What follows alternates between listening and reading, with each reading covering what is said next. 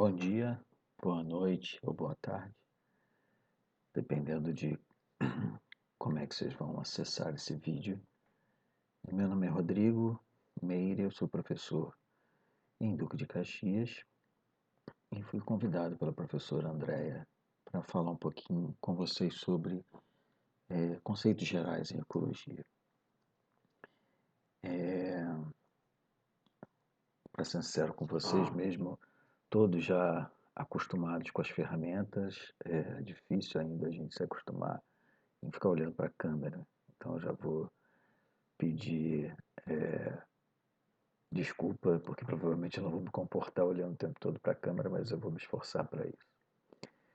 Bem, eu quero de qualquer forma também desejar boas-vindas para o curso de pós-graduação em Bionanosistemas e espero que vocês consigam desenvolver a dissertação de vocês de forma mais plena possível. Bem, nessa videoaula, a gente vai falar um pouquinho sobre o porquê da importância dos estudos em ecologia, né? O que a gente vê nas manchetes atualmente tem uma relação direta com essa ciência.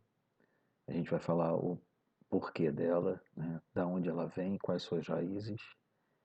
Ela é uma ciência relativamente recente e apresenta, na verdade, raízes multidisciplinares.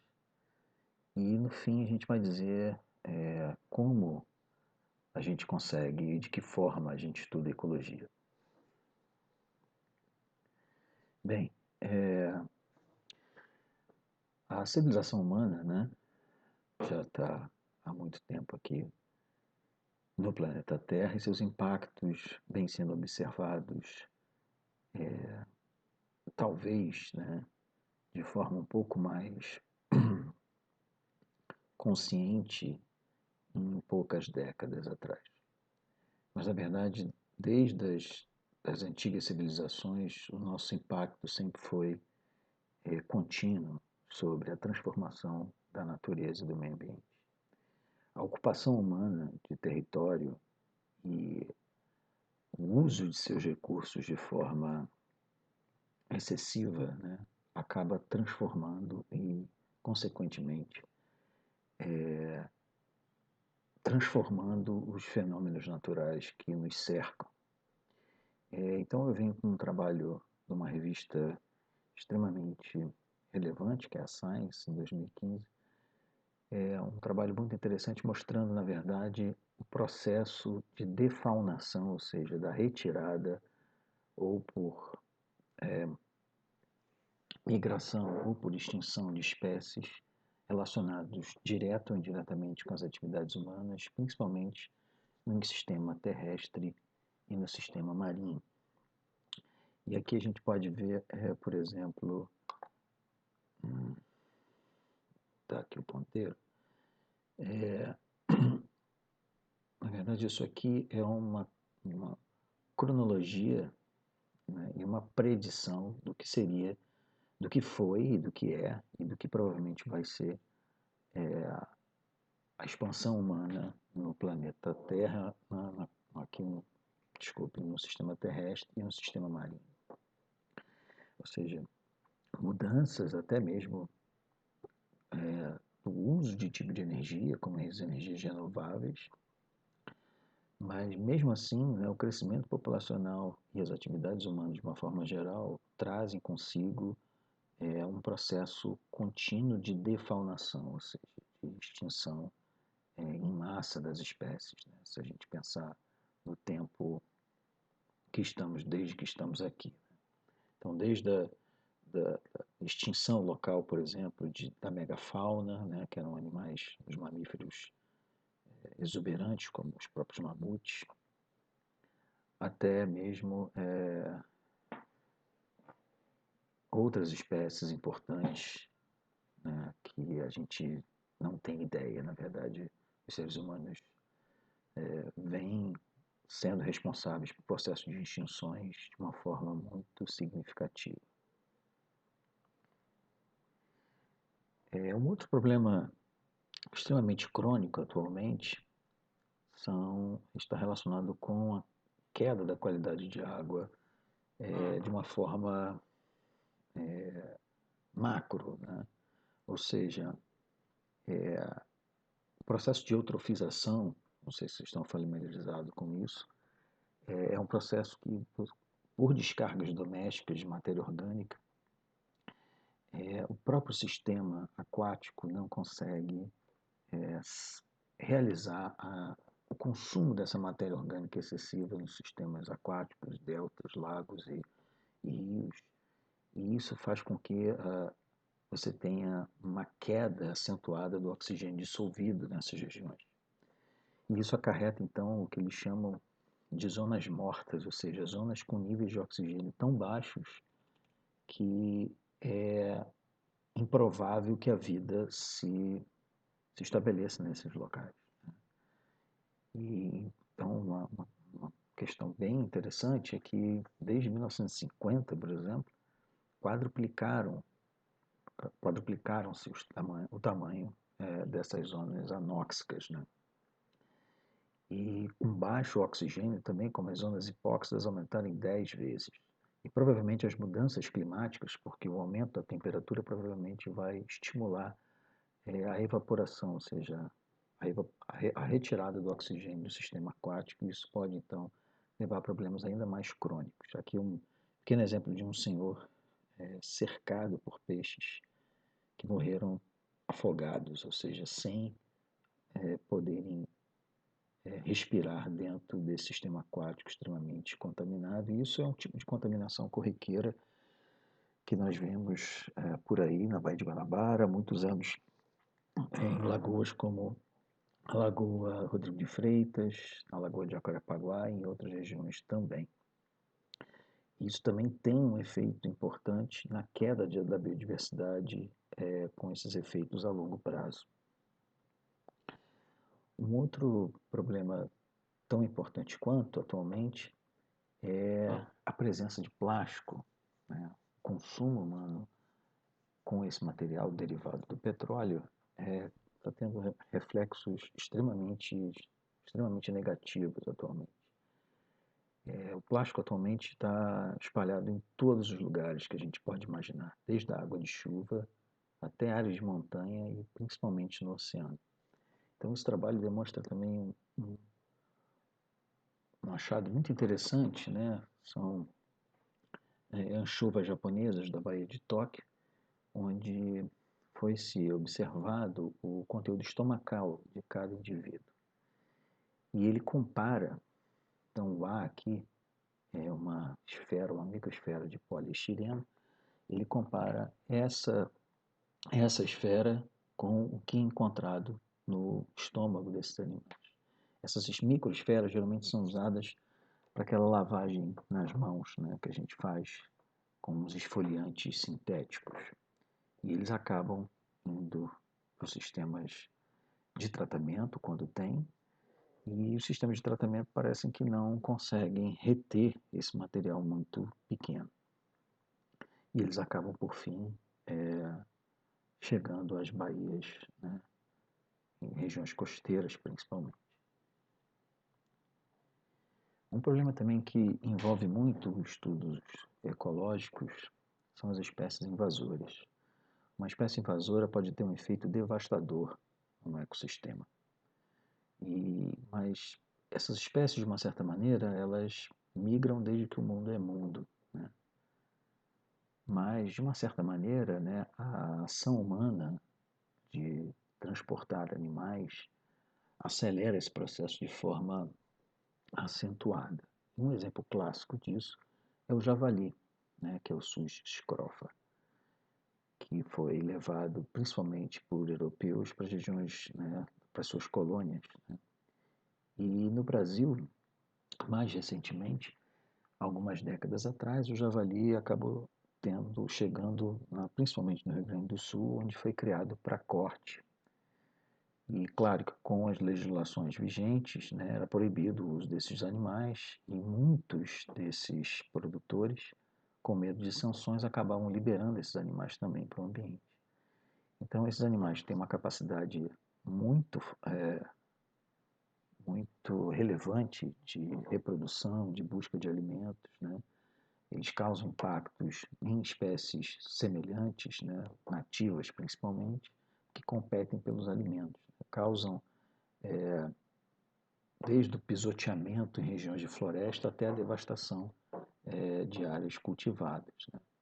E especialmente no Brasil tem um termo mais popular que se chama o javaporco, né, que é o javali originalmente que cruza com o porco doméstico e acaba tendo essa, essa raça diferente, né, essa subespécie, vamos dizer assim, aqui no Brasil, e que anda causando problemas muito impactantes, principalmente em unidades de conservação.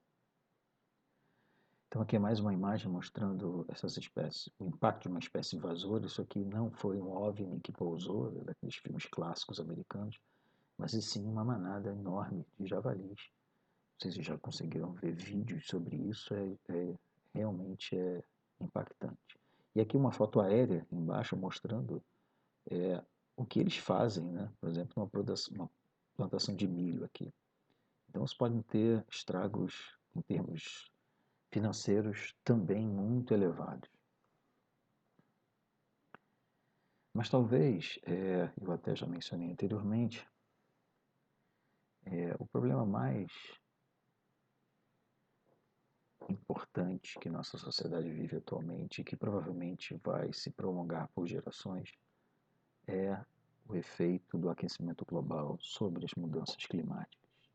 Então aqui é um gráfico da, da NOAA, que é um órgão, um Instituto de Meteorologia norte-americano, que medindo aqui a temperatura desde 1860 no Havaí. Eles têm outras bases meteorológicas em outras regiões, estão mostrando a variação da temperatura, né, anual em azul, e aqui em vermelho um acúmulo médio durante 5 anos. O que eu quero que vocês prestem atenção é exatamente sobre esse crescimento acentuado, principalmente depois da Revolução Industrial, ou seja, as emissões, principalmente de dióxido de carbono e outros gases do efeito estufa, têm importância extrema quando o homem utiliza a queima de biomassa, de uma certa forma, como geração de energia. E um trabalho recente de um grupo sueco mostra que quase 99% dos trabalhos apontam às ações humanas sobre o aquecimento global. E com isso, o IPCC, que é o painel sobre a mudança do clima, é de extrema importância na publicação de seus relatórios. E isso acaba gerando, o aumento simples da temperatura acaba gerando efeitos drásticos sobre todas as relações ambientais que nós conhecemos e ainda não conhecemos. E aí eu vou remeter o que a gente observa atualmente ao Alexander von Humboldt, que foi um naturalista que viveu ali entre 1769 até 1859. Ele foi realmente um naturalista à frente do seu tempo, né? E influenciou grandes outros, né, pesquisadores que mudaram a forma de entender as ciências naturais. Então, von Humboldt dizia que o homem não pode agir sobre a natureza e não pode apropriar-se de nenhuma de suas forças para uso próprio se ele não conhecer as leis naturais. Von Humboldt viajou pela América do Sul e lá ele já dizia que a ação humana poderia ter efeitos catastróficos, não só na qualidade de água, mas até mesmo no clima. E eu já adianto aqui uma sugestão para a leitura, que é A Invenção da Natureza, que conta a história desse cara fantástico. Porque realmente o Humboldt tinha uma ideia da natureza de uma forma única, né? E existem várias linhas de pensamento, mas cada vez mais se prova, né, que a conectividade não está só nos nossos computadores, a natureza está ligada, né, de diferentes formas numa teia, num novelo, que muitas vezes, né, a ação ou a interrupção dessas relações podem levar a problemas crônicos e sérios e muitas vezes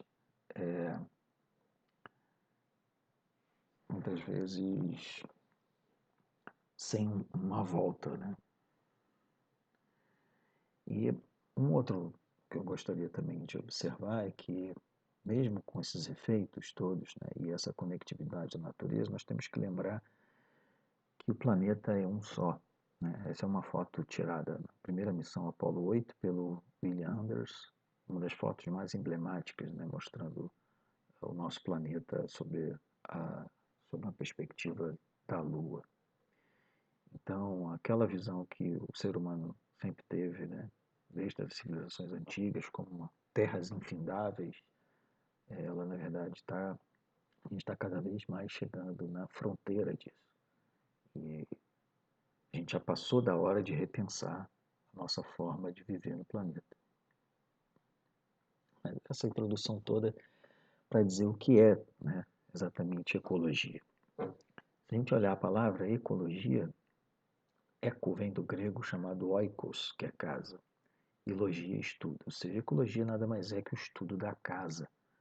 Mas de uma forma mais abrangente, né, é a ciência que estuda a relação dos organismos com o seu entorno. Né? E quando a gente fala seu entorno, é o seu entorno de uma forma mais plena possível. Né? Todas as suas relações com seus vizinhos, com ambientes não vivos também, né? Não só no tempo, mas também no espaço. Uma palavra muito parecida com ecologia, mas que parecem contraditórias, é a economia, que significa administração da casa. Então, muitas vezes essas palavras não andam juntas, principalmente quando a gente fala em ações políticas ou desenvolvimento econômico. A ecologia geralmente ela traz à tona, ela é trazida à tona quando exatamente há um problema no desenvolvimento econômico. Mas, na verdade, essas duas coisas podem também convergir. Ou seja, atualmente, muitos países, alguns países, não muitos, já estão pensando num decrescimento da economia para que a gente consiga manter os recursos, pelo menos, com menos impacto para as próximas gerações. Então, o crescimento da economia sobre uma ótica do desenvolvimento atual, ou seja, fora de um desenvolvimento sustentável, ela acaba trazendo impactos importantes para a natureza mais cedo ou mais tarde. Um exemplo desses movimentos, ou seja, dessa conscientização ambiental, é observada, por exemplo, na década de 70 nos Estados Unidos, onde se estabeleceu o Dia da Terra, né, que até hoje é celebrado no dia 22 de abril. Na verdade, a sociedade norte-americana vivia uma convulsão social na época, por todas as questões políticas. Os Estados Unidos estavam envolvidos na Guerra do Vietnã, e muitos movimentos sociais, como os movimentos antirracistas também contribuíram, por exemplo, principalmente para uma maior consciência do meio ambiente. Então, a luta não só para temas específicos como a radioatividade, né? Então, o período de Guerra Fria também era um período de medo, né, da sociedade, né, por conta do armamento nuclear, de um modo geral. Mas também ligado à poluição. Né? Muitos movimentos contra a poluição do ar, por exemplo, acabaram levando a normas importantes construídas nos Estados Unidos que se perpetuaram por muito tempo e também incentivaram outros países. Né? Mas um importante fator para esse movimento da época foi um livro de uma mulher chamada Rachel Carson, chamada Primavera Silenciosa, ou Silent Spring. Esse livro é considerado um dos 100 livros mais especificamente um dos 5 primeiros livros não ficcionais que mais influenciaram a sociedade norte-americana sobre principalmente o movimento ambientalista. O nome Primavera Silenciosa é, na verdade, uma paródia para uma situação em que a gente não teria mais pássaros no período da primavera. Isso porque o uso de inseticidas, principalmente o DDT, que no Brasil virou até verbo, né? A gente vai detetizar alguma coisa. O DDT foi uma das moléculas mais celebradas e mais utilizadas como controle de pragas e como controle de vetores de doenças, principalmente em países tropicais como o Brasil. Mas a partir dos anos 60, com a publicação da Rachel Carson, vários outros trabalhos mostraram que esses compostos, do grupo dos organoclorados, de modo geral, eram tóxicos, bioacumulativos e poderiam causar impactos muito relevantes nas espécies nativas, né? Mas esses movimentos, né, é como uma mola, né? Eles vêm e vão, e cada vez mais frequentes, né? Em 2019, protestos, por exemplo, no mundo inteiro, de estudantes, né, mostrando, pedindo, né, um posicionamento mais efetivo dos políticos quanto à questão das mudanças climáticas e do aquecimento global. Ou seja, as informações estão aí e as ações precisam ser tomadas. Né? Existe todo um arcabouço sobre intergovernamental para que se reduza as emissões, né? Mas a gente já está vendo os efeitos do aquecimento global agora. Né? Muitas predições que viam para que algo acontecesse só daqui 20, 30 anos, a gente está observando agora. Mas vamos voltar para a ecologia. Né? Um dos grandes. Quem cunhou a palavra ecologia, na verdade, foi Ernst Haeckel, um zoólogo alemão que amava os animais marinhos, em especial os que a gente não conseguia ver. Né? O plâncton, por exemplo, né? Como especialmente os radiolários. E ele, então, ele juntou o que Humboldt, né, que foi um grande influenciador dele, dizia que a ciência tinha que se juntar com a arte. Então, ele desenhava exatamente a forma desses animais em diferentes enciclopédias e capítulos de livros. Né? Um livro famoso dele foi A Morfologia dos Organismos. Então, o Ernest dizia que a ecologia, na verdade, é o conjunto de conhecimento sobre a economia da natureza. Ou seja, quais relações são positivas, quais são negativas, quais aumentam a habilidade, quais reduzem a habilidade de um determinado organismo. Mas boa parte disso estava baseado em um livro que já tinha saído, que era O Origem das Espécies, ou seja, Charles Darwin. Provavelmente esse livro, O Origem das Espécies, é considerado um dos livros, ou se não o livro mais impactante voltado para as ciências ambientais. E Darwin então mostrou, né, que a seleção natural, ou seja, a adaptação dos animais, era uma forma, na verdade, contínua e gradual, né, diferentemente do que se observava na época, que os animais eram imutáveis, como se eles tivessem sido construídos por uma força divina e que não poderiam mudar de sua forma. Mas a ecologia também traz diferentes pensadores e pesquisadores e a ecologia acabou se, vamos dizer, ramificando muito.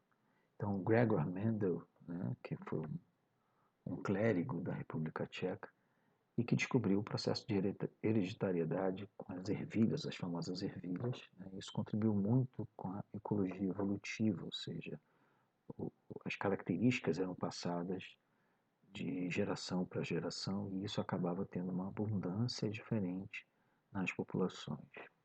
Thomas Malthus também dizendo sobre principalmente o crescimento da população humana de uma forma exponencial. Isso também pôde ser, de uma certa forma, comparável também com outras populações naturais.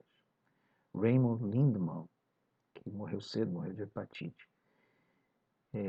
Teve uma importância muito importante na ecologia dos ecossistemas, ou seja, na questão da cadeia trófica, no fluxo de energia dos sistemas como um todo.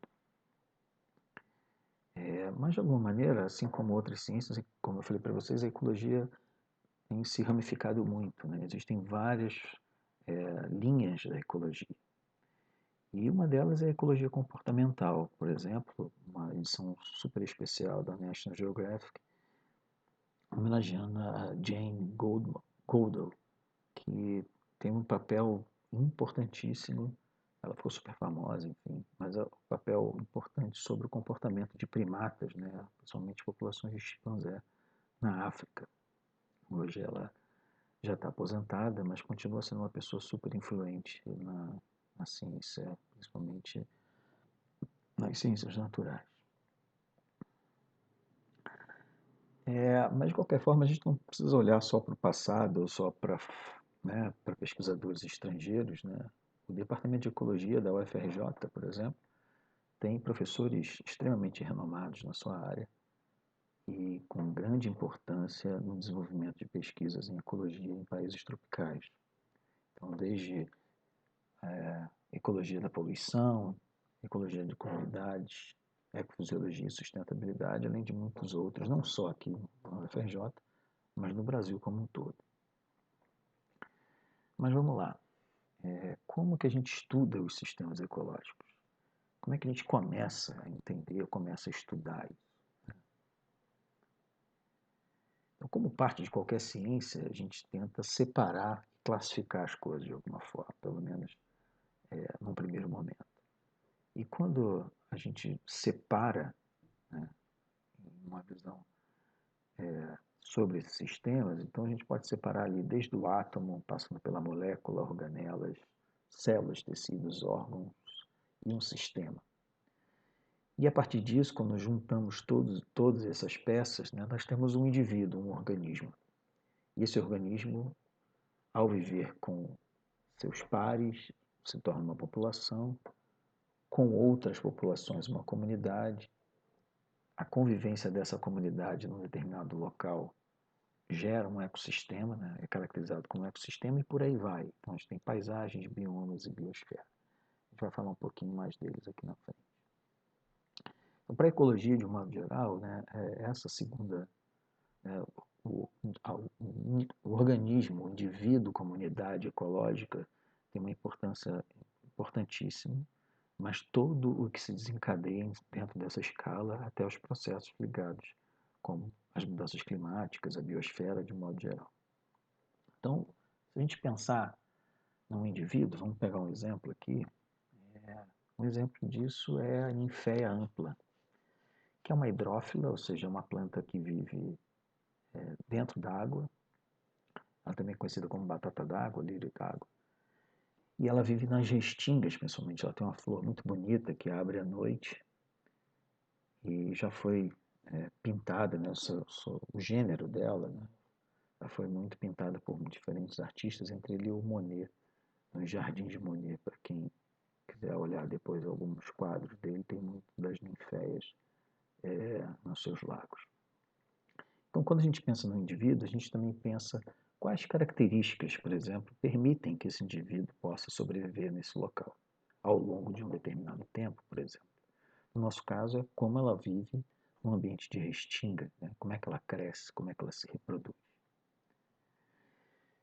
A partir disso, a gente vai para a população, como eu falei para vocês. Então, a população de ninféia numa região de restinga, ela é uma população que está crescendo, ela está estável, ela está diminuindo ao longo dos anos, né? Então, cada escala dessa tem linhas e linhas de pesquisa, não só com esse organismo, mas com outros tipos de organismo.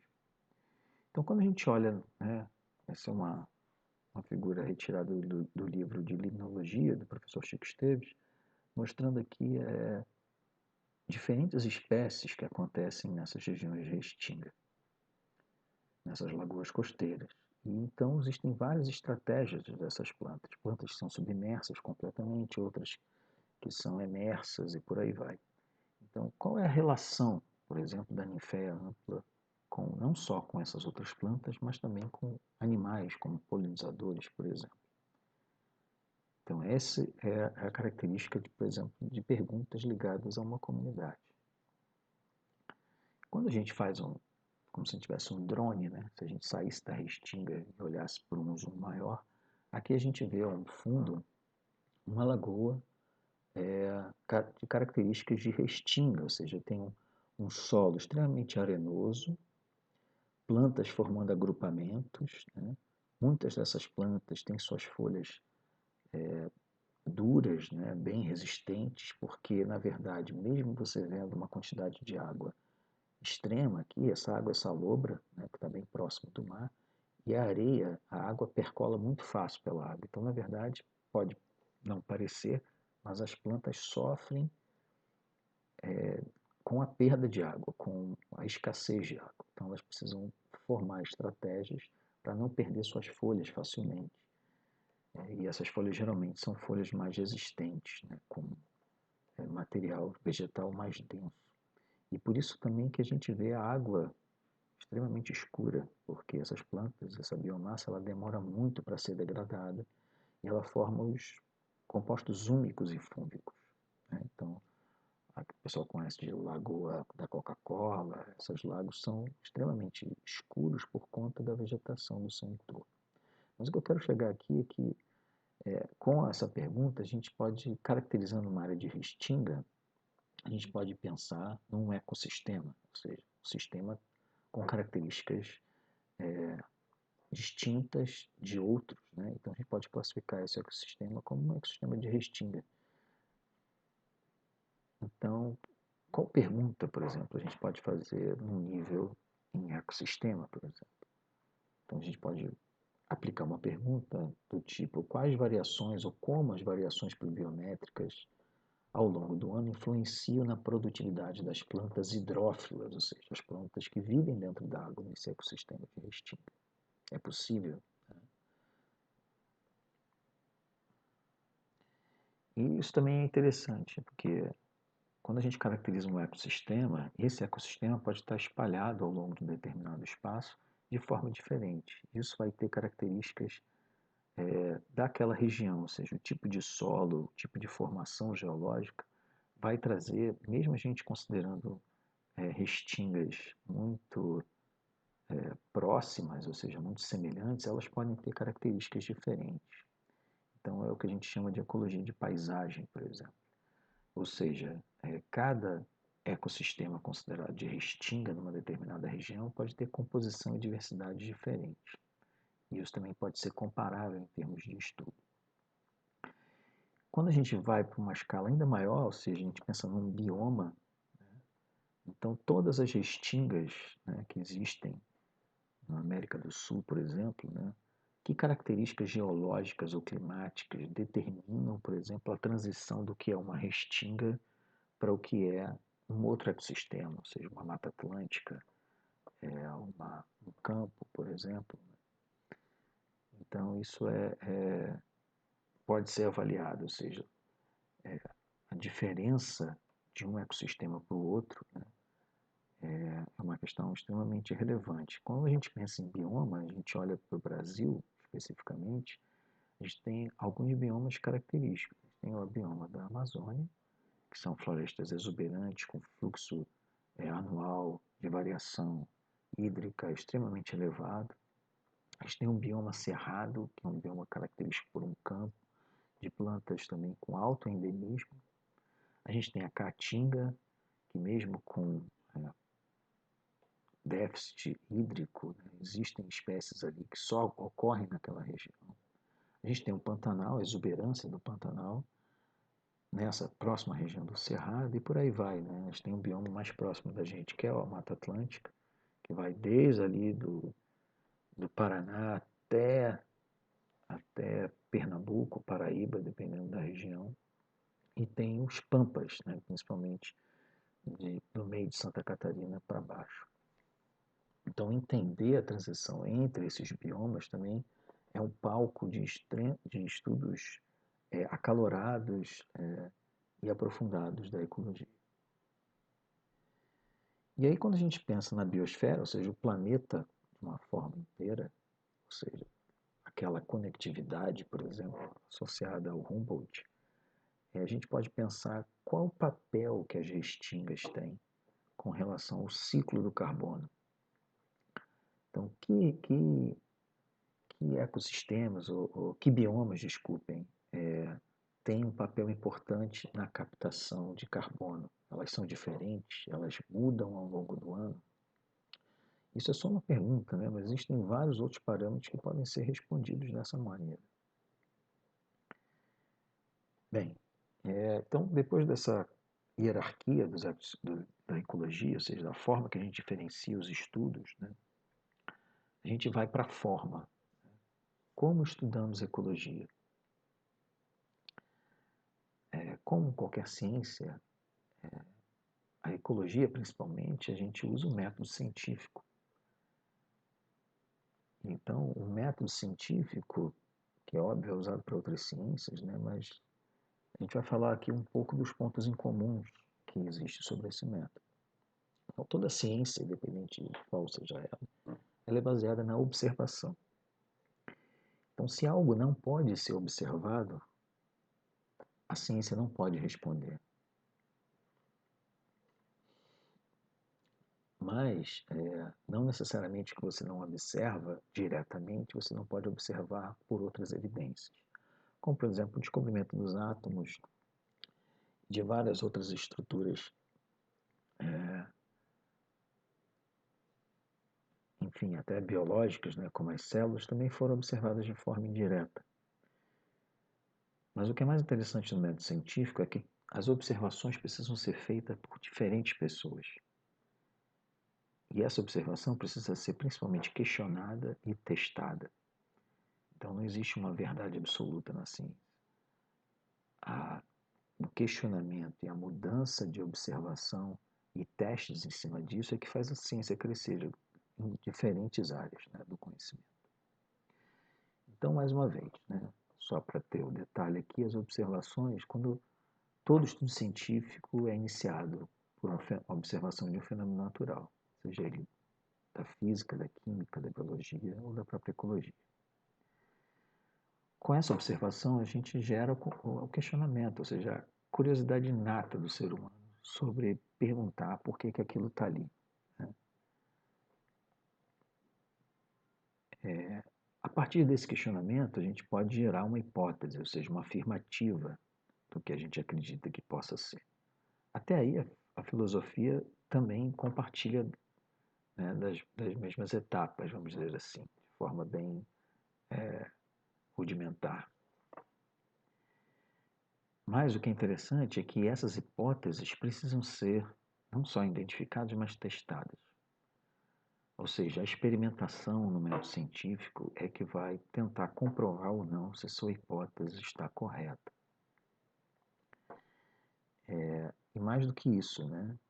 Os dados provenientes desses testes, experimentos, e aí existem diferentes formas de experimento, precisam ser analisados e interpretados para que a gente possa, mais uma vez, confirmar ou rejeitar a hipótese. E aí a gente tem um ponto interessante, um exemplo simples, poderia usar vários aqui, que é a questão da disponibilidade de nitrogênio com a produtividade das plantas. A gente sabe que a presença do nitrogênio é um nutriente extremamente importante para o crescimento das plantas. Esse é um fato conhecido. Então a gente poderia gerar uma hipótese do tipo: a variação no crescimento e produtividade de gramíneas é resultado da diferença na disponibilidade de nitrogênio no solo. Então, atente-se que aqui é uma afirmativa, né? E eu vou tentar testar essa afirmativa. De que forma? Né? Então, na verdade, o pesquisador pode fazer colocar diferentes estratégias de coleta desses dados. Né? Um pequeno exemplo, ele poderia ir para campo, fazer um trabalho de campo para investigar se realmente existe uma relação entre o nitrogênio no solo e a produtividade das gramíneas. Como covariam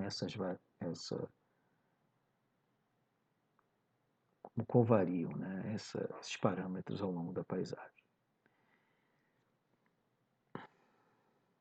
Então aqui a gente tem, por exemplo, uma foto representativa mostrando a coleta, né, de solo das gramíneas. Você tem como avaliar por área qual é a produtividade dessas plantas e plotar isso num gráfico, ou seja, quantificar. Então, dessa maneira, a gente teria a produtividade aqui no eixo Y por grama por metro quadrado por ano e a disponibilidade de nitrogênio no eixo X por grama por metro quadrado por ano. Reparem que o eixo X é um eixo independente. A disponibilidade de nitrogênio no solo vai estar ali, independente se vai estar a planta ou não. Mas a produtividade da planta não, ela já é dependente da variável de nitrogênio, ou seja, ela varia o quanto varia o nitrogênio no solo. E o que a gente pode ver nessa correlação é que quanto maior a disponibilidade de nitrogênio, maior é a produtividade dessas gramíneas. Isso é uma correlação simples. Só que uma correlação ela pode acontecer ao acaso. A gente pode, por coincidência, pegar dois parâmetros e verem que eles estão super bem correlacionados. Mas isso não prova que o nitrogênio é o único fator na produtividade vegetal. Ou seja, podem existir vários outros parâmetros que influenciam na produtividade. Outros exemplos são a umidade, o solo, a acidez, disponibilidade de outros nutrientes, né, diversidade de bactérias. Então, de uma certa maneira, para que a gente se aprofunde nesse estudo, não só o mesmo pesquisador, mas pesquisadores, de um modo geral, podem fazer outros experimentos, ou seja, eles podem tentar controlar essas variáveis utilizando ou um trabalho de campo mesmo, mais controlado, ou um trabalho em laboratório. E assim, ele pode testar essas hipóteses para verificar a disponibilidade de nitrogênio e a produtividade da biomassa ou das gramíneas, de um modo geral. E aí, quando você tem um conjunto de dados relevantes sobre um determinado tema, você pode, de uma certa forma, predizer, ou seja, você pode prever o que vai acontecer, né, se eu tiver, por exemplo, uma disponibilidade de nitrogênio próximo de 6 gramas por metro quadrado por ano, eu vou ter mais ou menos aí entre 300 e 400 gramas metro quadrado ano da produtividade vegetal. Ou seja, uma relação muito mais dependente, quer dizer, muito mais íntima, desculpe, sobre esse fenômeno. E baseado nisso, esses modelos preditivos, eu vou dar um pequeno exemplo aqui, que é um trabalho também super importante que saiu na Science, que é um trabalho mostrando a influência da poluição marinha em populações de mamíferos aquáticos. No caso aí são as orcas, né, as famosas baleias assassinas. Então, esse trabalho mostra o seguinte: esses pesquisadores pegaram vários artigos sobre a contaminação, no caso das bifenilas policloradas, que é um primo muito próximo ali do DDT, são persistentes, são tóxicos, bioacumulam. Então ele juntou todas as informações que ele viu em diferentes trabalhos científicos e, como a gente diz, ele compilou esses dados para testar a própria hipótese dele. Então, nesse trabalho, ele mostra o seguinte: existe uma relação, muito íntima entre a contaminação encontrada no leite materno desses animais e a porcentagem de sobrevivência dos filhotes. O que acontece? Quanto maior a contaminação da mãe por esse poluente, menor a sobrevivência do filhote. Por que essa relação?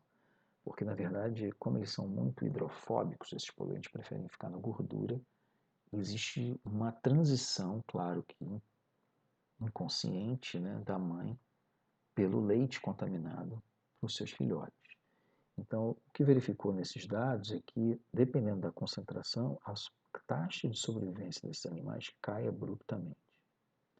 Um outro ponto importante é que, ao verificar que esses poluentes na gordura dos animais, né, lembra como eu falei que eles gostam de ficar armazenados na gordura, quanto maior a contaminação, apesar de estar um pouco estável e variado aqui, maior é a porcentagem de uma resposta imunológica, ou seja, na verdade, uma supressão imunológica.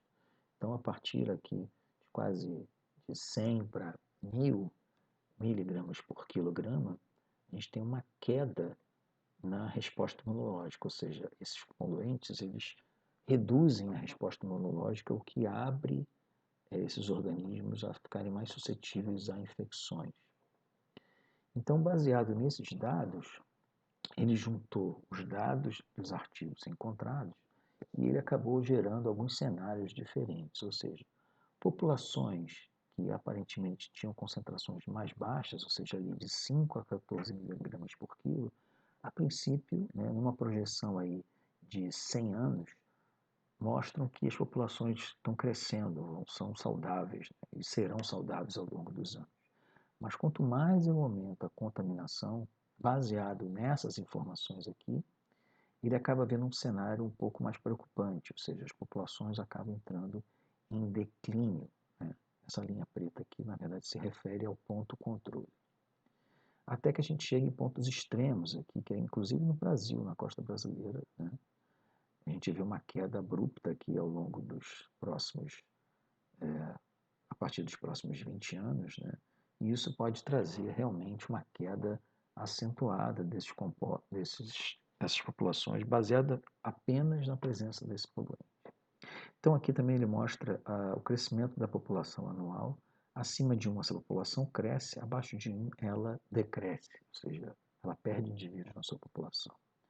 Então, quanto maior a contaminação de PCBs durante esses grupos aqui, ou seja, quanto maior o grupo, maior a contaminação, maior o risco dessas populações realmente decrescerem. Mas, mais uma vez, são modelos preditivos, todos os modelos são passíveis de erro. Né? De qualquer forma, é baseado na ciência, no método científico desses dados que foram gerados, que você consegue ter informações ainda mais precisas. E baseado nos modelos científicos, né, nos modelos preditivos, a gente tem a questão do aquecimento global, que já vem sido falado há algumas décadas atrás, e que esses modelos só estão meio que se ajustando de forma fina, né? Mas muito dessas informações estão disponíveis. Né? Um exemplo disso são trabalhos extremamente extensos na Amazônia, né? E a relação que a Amazônia tem com o clima. Então aqui é um relatório científico muito interessante do pesquisador Antônio Donato Nobre, mostrando o papel da Amazônia no clima. Mas isso tudo, né, esse relatório está baseado em extensas, mais uma vez, pesquisas científicas realizadas nessa região, para a gente poder ter uma predição, ou seja, uma previsão do que pode acontecer em cenários mais extremos do aquecimento global. No entanto, mesmo com todas essas informações, a gente observa cada vez mais, principalmente nos últimos anos, né, um desmatamento da Amazônia cada vez mais acentuado. Isso muda ao longo das décadas, em algum momento também cresceu, em outros momentos caiu, mas atualmente tem aumentado. E não só na Amazônia, mas o que a devastação da Amazônia pode gerar para outros ecossistemas. Aqui um exemplo do caso do Pantanal. Ou seja, a devastação da Amazônia prejudica a chuva no Pantanal, que aumenta a probabilidade de incêndios.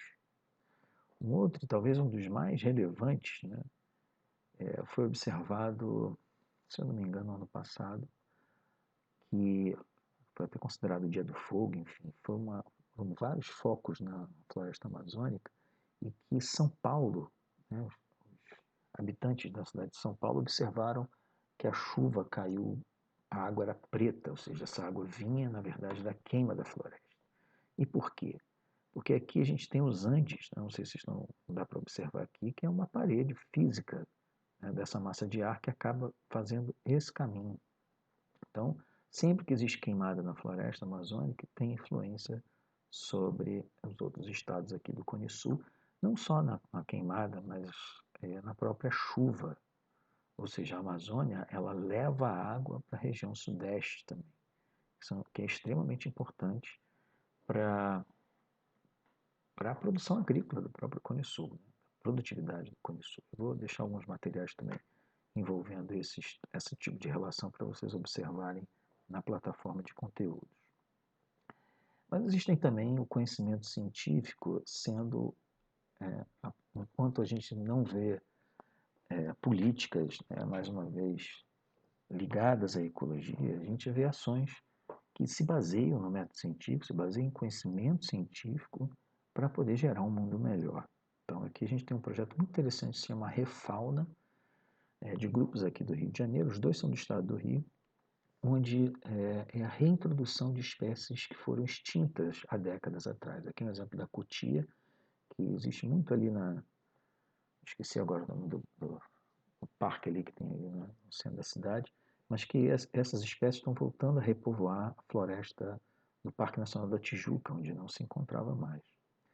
Assim como a cutia, existem outros também, como dentro do projeto do Refauna, que é a anta, outros grupos de espécies de macacos também, ou seja, um trabalho muito interessante que tenta trazer, na verdade, um restabelecimento das relações ecológicas nessas regiões. Né? Para quem não sabe, a cutia é um animal extremamente importante em transportar sementes, né? E aumentar a capacidade da floresta se reestruturar. Um outro exemplo também muito interessante é do grupo da UERJ, né, do MAQUA, que são os mamíferos aquáticos, do grupo de oceanografia, né, capitaneado pelo professor José Lailson e Alexandre Azevedo, que tem um trabalho muito extenso na preservação do boto cinza, que é residente aqui da Baía de Guanabara. É um trabalho tão importante que eles ganharam um prêmio recente, são do grupo Faz a Diferença do Globo, e tem vários outros prêmios desses grupos aí também. Então, o que eu queria, na verdade, era finalizar esse slide com na verdade, com essa proposta de otimismo, né? Porque, baseado em ciência, a gente não só descobre, estuda, né, interpreta os dados, mas também pode ter ações importantes para reverter situações antes impactadas por nós mesmos. Então, eu espero que vocês tenham entendido. Qualquer dúvida, vocês podem me mandar um e-mail ou a gente pode conversar também via plataforma, tá bom? Obrigado aí, a gente se vê numa outra hora.